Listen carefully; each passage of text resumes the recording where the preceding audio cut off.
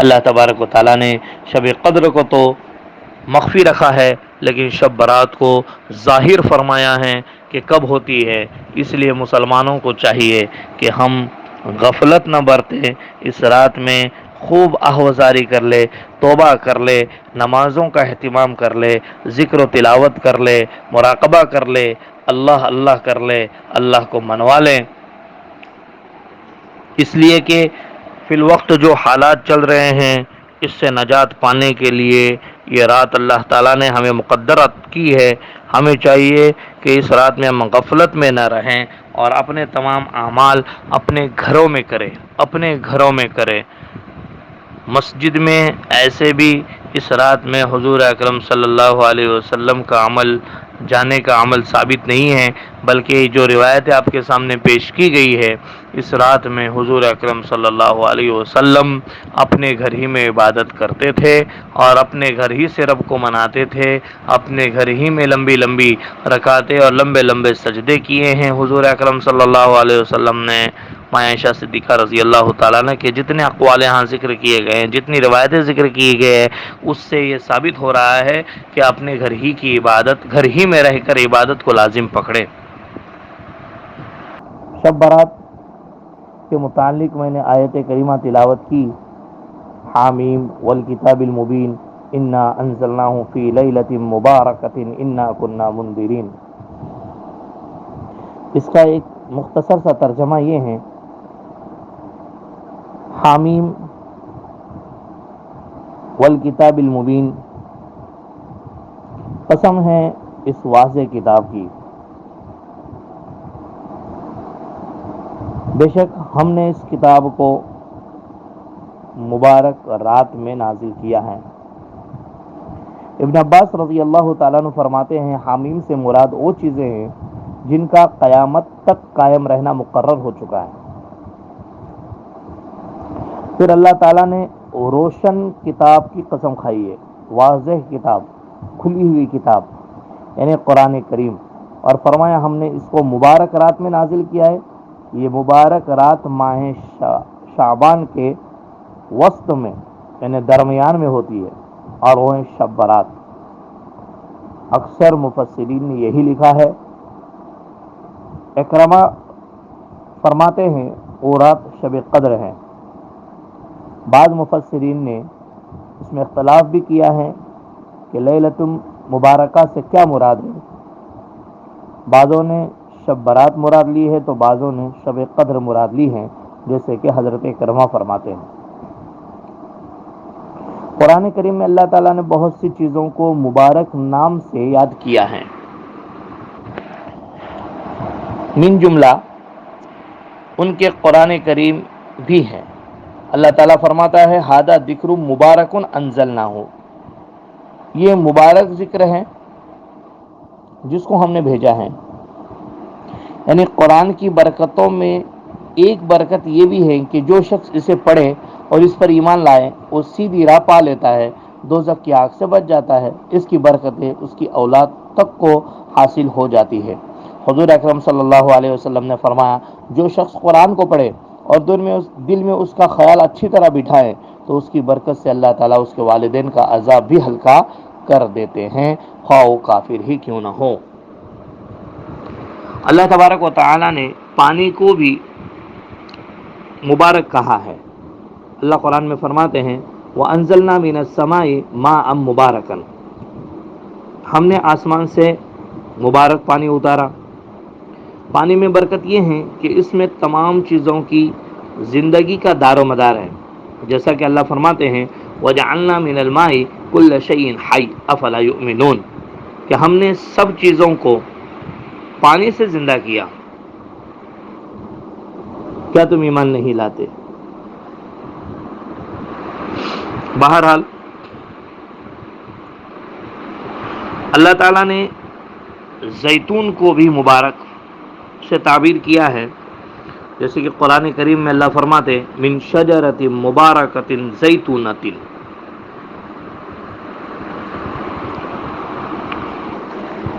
یہ وہ پہلا درخت ہے جس کا میوہ حضرت آدم علیہ السلام نے کھایا تھا اور زمین کی طرف اتار دیے گئے تھے۔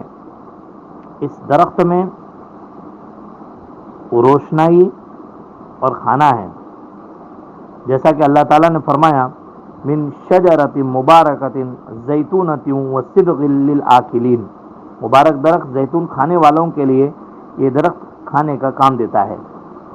بعض کا کہنا ہے کہ مبارک درخت سے مراد حضرت ابراہیم علیہ السلام ہے، بعض قرآن بتاتے ہیں، اور بعض نے کہا ہے کہ ایمان کو مبارک درخت کہا گیا ہے۔ بعض کا کہنا ہے کہ مومن سے وہ نفس مراد ہے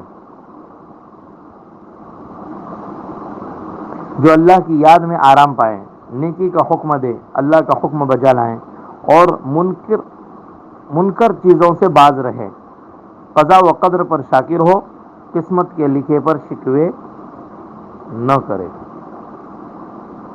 بلکہ اللہ کا شکر کرے۔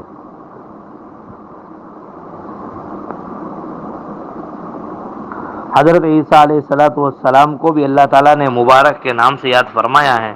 حضرت عیسیٰ علیہ السلام کا اپنا ارشاد ہے کہ میں جس جگہ ہوں اسی جگہ مبارک ہوں۔ حضرت عیسیٰ علیہ السلام کی برکت یہ ہے کہ ان کی والدہ حضرت مریم علیہ السلام کے لیے ان کی دعا کی برکت سے سوکھے کھجوروں میں تر و تازہ پھل پیدا کیے گئے ہیں، پانی کے چشمے نے جوش مارا ہے۔ اللہ تعالیٰ فرماتے ہیں فناداها من تحتها الا تحزني قد جعل ربك تحتك السريا وهزي اليك بجذع النخلة تساقط عليك رطبا جنيا فكلي واشربي وقري عينا۔ مادرزاد اندھوں کو حضرت عیسیٰ علیہ السلام نے بینا کر دیا، ان کو بینائی عطا کی۔ آپ کی دعا سے کوڑی کے مرض انسان کو شفا مل جاتی تھی، آپ نے مردوں کو زندگی بخشی، علاوہ ازیں کئی اور معجزے آپ کو عطا ہوئے۔ بہرحال تو بات چل رہی تھی مبارک لفظ کی۔ قرآن کریم میں اللہ تبارک و تعالی نے اپنے پہلے گھر یعنی کعبۃ اللہ کو بھی مبارک سے تعبیر کیا۔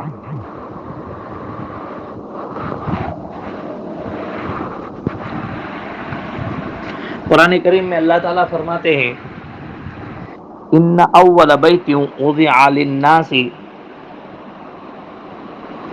للذی ببکۃ مبارکا، کہ لوگوں کی عبادت کے لیے جو اللہ تبارک و تعالی نے پہلا گھر بنایا وہ مکہ میں ایک مبارک گھر ہے۔ جو لوگوں کی عبادت کے لیے پہلا گھر بنایا گیا وہ مکہ میں ایک مبارک گھر ہے۔ اس گھر کی ایک برکت یہ ہے کہ اگر آدمی گناہوں سے لدا ہوا ہو اور اس گھر میں داخل ہو تو واپس آتے وقت اس کا بوجھ ہلکا کر دیا جاتا ہے، یعنی اس کے گناہ معاف کر دیے جاتے ہیں۔ اللہ تعالیٰ فرماتے ہیں وَمَن دَخَلَهُ كَانَ آمِنًا، جو شخص کعبے میں آیا وہ امن میں آ گیا۔ چنانچہ کعبے میں جانے والا مسلمان اگر توبہ کر کے اللہ تعالیٰ سے ثواب حاصل کرنے کی امید پر کعبے میں جائیں تو اللہ تعالیٰ اسے تمام بلاؤں سے محفوظ رکھتا ہے، اس کی توبہ قبول کرتا ہے اور اپنے فضل و کرم سے اسے بخش دیتا ہے۔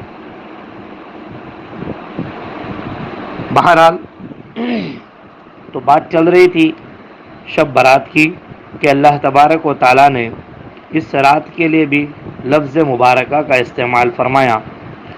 شب برات کو بھی مبارک اس لیے کہا گیا کہ اس رات میں لوگوں پر رحمت و برکت اور اللہ کی بخشش نازل ہوتی ہے۔ حضرت علی رضی اللہ تعالیٰ عنہ روایت کرتے ہیں کہ رسول اکرم صلی اللہ علیہ وسلم روایت کرتے ہیں، حضور اکرم صلی اللہ علیہ وسلم فرماتے ہیں شعبان کے درمیانی شب میں دنیا کے آسمانوں کی طرف حکم الہی آتا ہے اور اللہ تعالیٰ ہر مسلمان کو بخش دیتا ہے مگر مشرک اور کینہ رکھنے والے، قطع رحمی کرنے والے اور زانیہ عورت کو نہیں بخشتا، اسی طرح زانی انسان کو بھی نہیں بخشتا۔ شعبان میں حضور اکرم صلی اللہ علیہ وسلم شب برات میں کون سا عمل کرتے تھے، کیا کرتے تھے، وہ مختلف روایتوں سے ثابت ہے کہ حضور اللہ کی بارگاہ میں سرب سجود ہوا کرتے تھے۔ حضرت عائشہ رضی اللہ تعالی عنہا کی ایک مرتبہ باری تھی اور حضور اکرم صلی اللہ علیہ وسلم ان کے گھر تشریف فرما تھے۔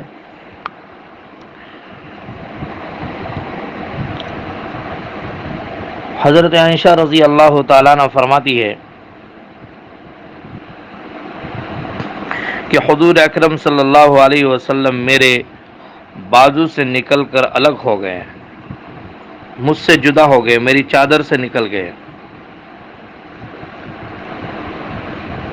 اور مجھے یہ خیال آیا کہ شاید آپ اپنی کسی اور بیوی کے پاس تشریف لے گئے ہوں، چنانچہ میں اٹھی، آپ کو تلاش کرنے لگی، تو اچانک میرا ہاتھ رسول اکرم صلی اللہ علیہ وسلم کے پاؤں مبارک سے جا لگا۔ آپ سجدے میں تھے، آپ کے قدم مبارک پر میرا پاؤں ہاتھ گر گیا، لگ گیا۔ میں نے دیکھا کہ حضور اکرم صلی اللہ علیہ وسلم سجدے میں ہیں، حضور دعائیں کر رہے ہیں، سجدے میں دعا میں لگے ہوئے ہیں، اور دعا کیا پڑھ رہے تھے؟ سجد لک سوادی وجنانی وآمن بک فؤادی ابوء لک بالنعم واعترف لک بالذنب ظلمت نفسی فاغفر لی انه لا یغفر الذنوب الا انت اعوذ بعفوک من عقوبتک اعوذ بعفوک من عقوبتک واعوذ برحمتک من نقمتک واعوذ برضاک من سخطک واعوذ بک منک لا احصی ثناء علیک انت کما اثنیت علی نفسک۔ حضرت عائشہ رضی اللہ تعالیٰ عنہ فرماتی ہے رسول اکرم صلی اللہ علیہ وسلم کبھی کھڑے ہوتے تھے، کبھی بیٹھ جاتے تھے، یہاں تک کہ صبح ہو گئی، اور اس سے آپ صلی اللہ علیہ وسلم کے قدم مبارک سوج جاتے تھے۔ میں ان پر پھونک مار کر کہتی، اے اللہ کے رسول صلی اللہ علیہ وسلم، میرے ماں باپ آپ پر قربان، کیا آپ کے پہلے اور اگلے تمام گناہ معاف نہیں ہو گئے ہیں؟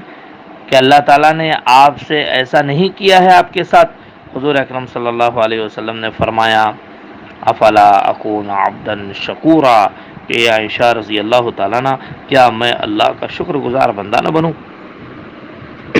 تجھے معلوم ہے کہ اس رات میں کیا ہوتا ہے؟ میں نے پوچھا اس رات میں کیا ہوتا ہے؟ آپ نے فرمایا اس رات میں آئندہ سال پیدا ہونے والے اور مرنے والے لکھے جاتے ہیں، اور اس رات میں آئندہ سال کا رزق بھی لکھ دیا جاتا ہے۔ اس رات میں بندوں کے اعمال آسمان کی طرف اٹھائے جاتے ہیں۔ میں نے سوال کیا یا رسول اللہ صلی اللہ علیہ وسلم، کیا ایسا کوئی شخص نہیں جو اللہ کی رحمت کے بغیر جنت میں جا سکے؟ آپ صلی اللہ علیہ وسلم نے جواب دیا اللہ کی رحمت کے بغیر کوئی جنت میں نہیں جا سکتا۔ میں نے عرض کیا کیا آپ بھی نہیں جا سکتے؟ آپ نے فرمایا ہاں میں بھی اس کی رحمت کے بغیر جنت میں نہیں جا سکتا۔ پھر آپ نے اپنے سر پر اپنے ہاتھوں کو پھیر لیا اور انہیں اپنے منہ پر بھی مل دیے۔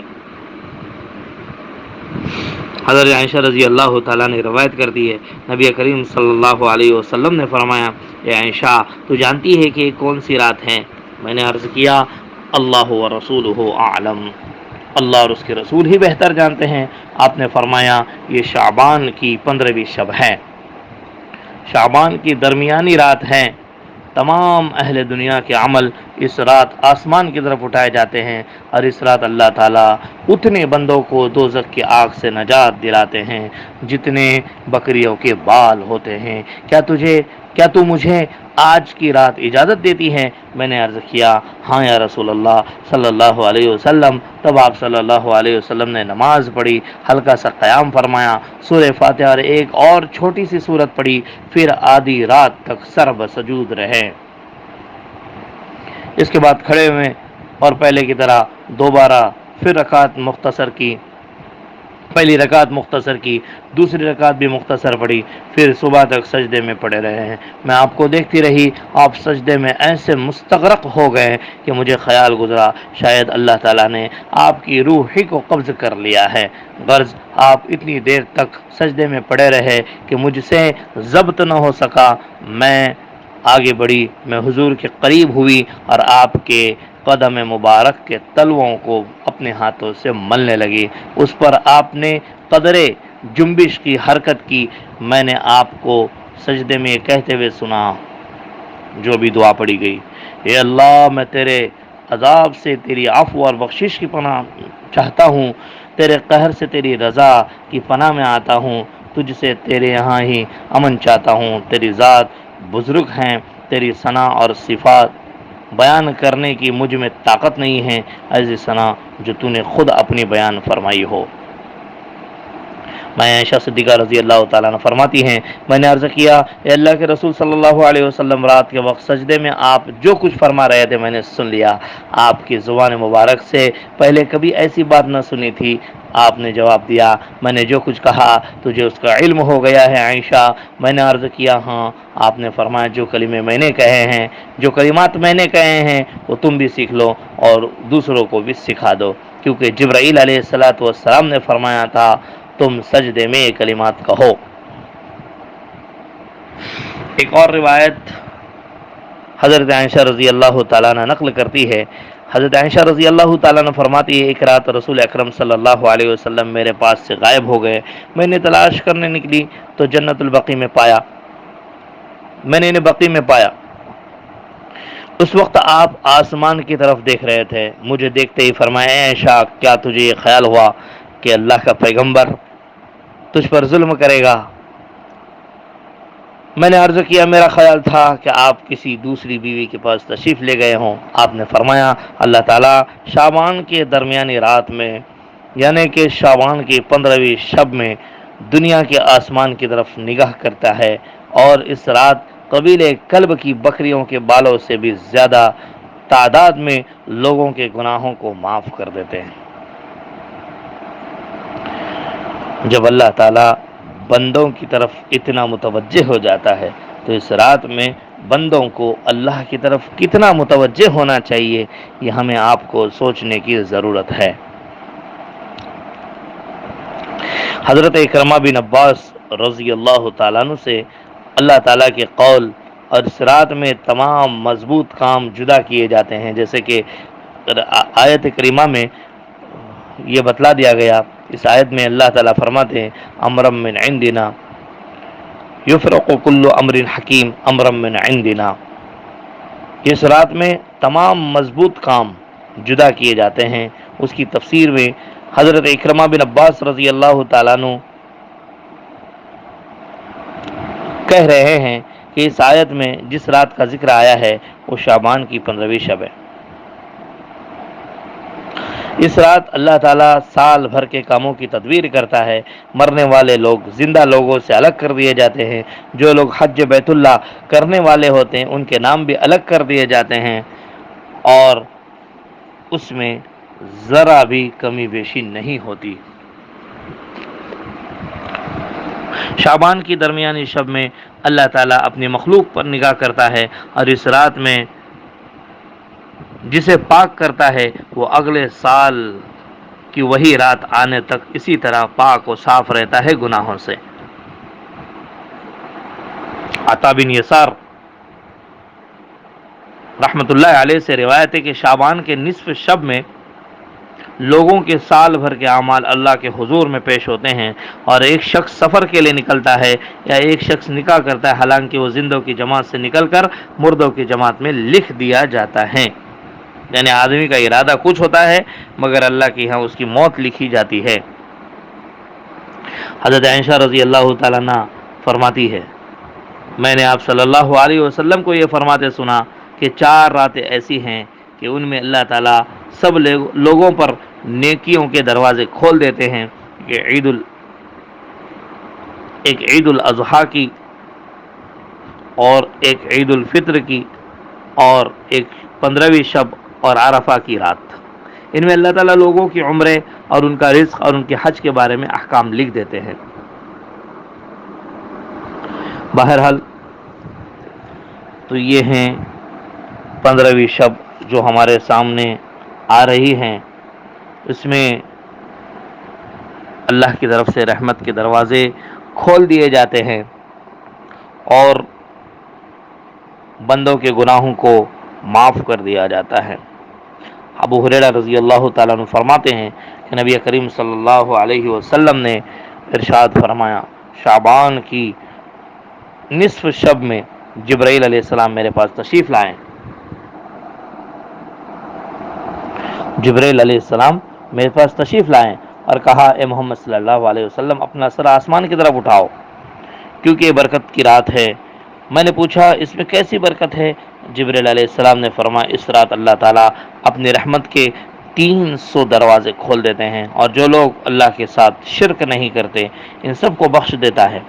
ساحر ہو یعنی جادوگر، کاہن ہو، اور ہمیشہ شراب پینے والے، سود خور اور زانی لوگوں کو اس وقت تک نہیں بخشتا جب تک کہ وہ توبہ نہ کر لیں۔ حضور اکرم صلی اللہ علیہ وسلم نے فرمایا، رات کا چوتھا حصہ گزرنے کے بعد جبرائیل علیہ السلام پھر آئے اور کہا، اے محمد صلی اللہ علیہ وسلم اپنا سر اٹھاؤ۔ میں نے سر اٹھایا، آسمان کی طرف دیکھا تو بہشت کے، جنت کے سب دروازوں کو کھولا ہوا پایا۔ پہلے دروازے پر ایک فرشتہ کھڑا پکار رہا تھا کہ جو شخص اس رات میں رکوع کرتا ہے اسے خوشخبری ہو۔ دوسرے دروازے پر فرشتہ کہہ رہا تھا، جو شخص اس رات میں سجدہ کرتا ہے اسے خوشخبری ہو۔ تیسرے دروازے پر ایک فرشتہ کہہ رہا تھا، جس نے اس رات میں دعا کی اسے خوشخبری ہو۔ چوتھے دروازے پر فرشتہ کہہ رہا تھا، جس نے اس رات میں ذکر کیا اسے خوشخبری ہو۔ پانچویں دروازے پر فرشتہ کہہ رہا تھا، جس نے اس رات خدا کے خوف سے آہوازاری کی ہو اسے خوشخبری ہو۔ چھٹے دروازے پر فرشتہ کہہ رہا تھا، اس رات میں تمام مسلمانوں کو خوشخبری ہو۔ ساتویں دروازے پر فرشتہ پکار کر کہہ رہا تھا، اگر کسی نے کوئی سوال کرنا ہے تو کرے، اس کا سوال پورا کیا جائے گا، جو مانگنا ہے مانگے وہ دے دیا جائے گا۔ آٹھویں دروازے پر فرشتہ کہہ رہا تھا، کوئی ہے جو بخشش کی درخواست کرے، جو بخشش طلب کرے اس کی بخشش کی جائے گی، اس کی توبہ قبول کی جائے گی۔ آپ صلی اللہ علیہ وسلم نے فرمایا، میں نے جبرائیل سے پوچھا، یہ دروازے کب تک کھلے رہیں گے؟ انہوں نے جواب دیا کہ شروع رات سے صبح کے ہونے تک کھلے رہیں گے۔ پھر فرمایا، اے محمد صلی اللہ علیہ وسلم اللہ تعالیٰ اس رات میں دوزخ کی آگ سے اتنے بندوں کو نجات دیتے ہیں جتنے قبیلے کلب کی بکریوں کے بال ہوتے ہیں۔ اس رات کو شب برات اس لیے کہا جاتا ہے کہ اس رات میں دو بیزاریاں ہیں۔ نمبر ایک، بدبخت لوگ اللہ تعالیٰ سے بیزار ہوتے ہیں، اور نمبر دو، اللہ کے دوست، اللہ کے محبوب، اللہ کے محب ذلت اور گمراہی سے بیزار ہوتے ہیں۔ روایت ہے کہ آپ صلی اللہ علیہ وسلم نے فرمایا، ماہ شعبان کی 15ویں شبانے پر اللہ تعالیٰ اپنے بندوں کے حالات پر نظر ڈالتا ہے، مومنوں کو بخش دیتا ہے، کافروں کو ان کی حالت پر چھوڑ دیتا ہے، اور کینہ کرنے والے لوگوں کو بھی ان کے حال پر چھوڑے رکھتا ہے، یہاں تک کہ وہ کینہ پروری سے باز نہ آئیں۔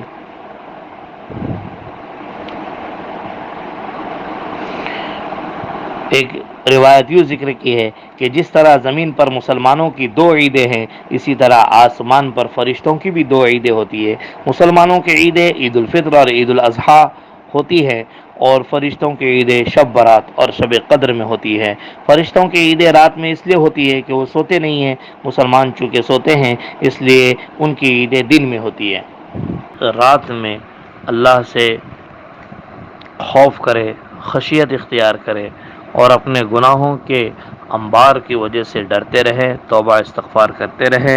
اللہ تبارک و تعالی ہمیں عمل کی توفیق عطا فرمائے، اور اللہ تبارک و تعالی اس شب کی ہمیں خوب قدردانی نصیب فرمائے، سارے امت کے گناہوں کو معاف فرمائے، اور موجودہ حالات کی اصلاح فرمائے۔ مسلمانوں پر ہونے والے ظلم سے اللہ تعالی مسلمانوں کو نجات عطا فرمائے، اس کے لیے بھی دعا کرے۔ فی الوقت جو کورونا وائرس پوری دنیا میں پھیل رہا ہے اس سے نجات کے لیے بھی دعا کرے، اللہ ہمیں عمل کی توفیق عطا فرمائے۔ وآخر دعوانا ان الحمد للہ رب العالمین۔